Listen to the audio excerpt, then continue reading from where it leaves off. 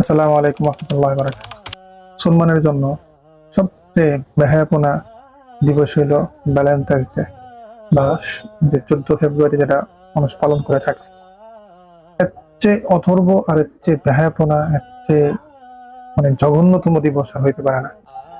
মানুষ কেমন যেন দিন দিনে পশুর মতন হয়ে যেতেছে। নিজের যে একটা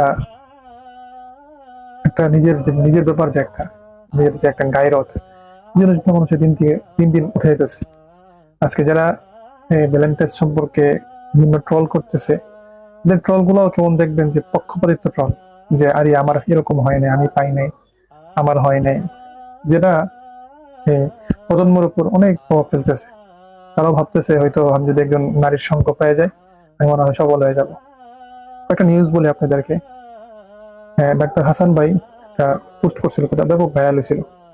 এটা হইলো একটা 16-17 বছরের মেয়ে যে আত্মহত্যা করছে, তার পেট কেটে একটা বাচ্চাকে বের করা হয়েছিল। বুঝতে পারছেন তার আত্মহত্যার কারণটা কি ছিল? কয়েকটা নিউজ এরকম 3 বছর সংসার করার পরে, 3 বছর রিলেশন করার পরে যখন বিবাহ করছে তার প্রিয় মানুষটাকে, পরবর্তীতে 8 মাস পরে ওই প্রিয় মানুষটা তাকে খুন করছে। কি জন্য? যৌতুকের জন্য।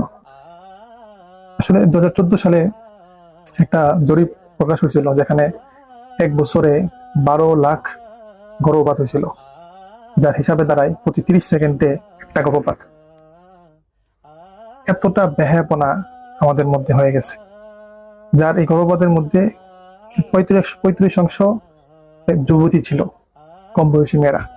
চিন্তা করে আজকে আমাদের গার্জিয়ান গুলাও কেমন যেন হয়ে গেছে, সন্তানের প্রতি ওইরকম দায়িত্ব নেই। মনে করে ছোট সে করতেছে, আপনার এই মেয়ে তো বড় হবে, আজকে হয়তো ছোট, তাকে আপনি গাইড করতেছেন না।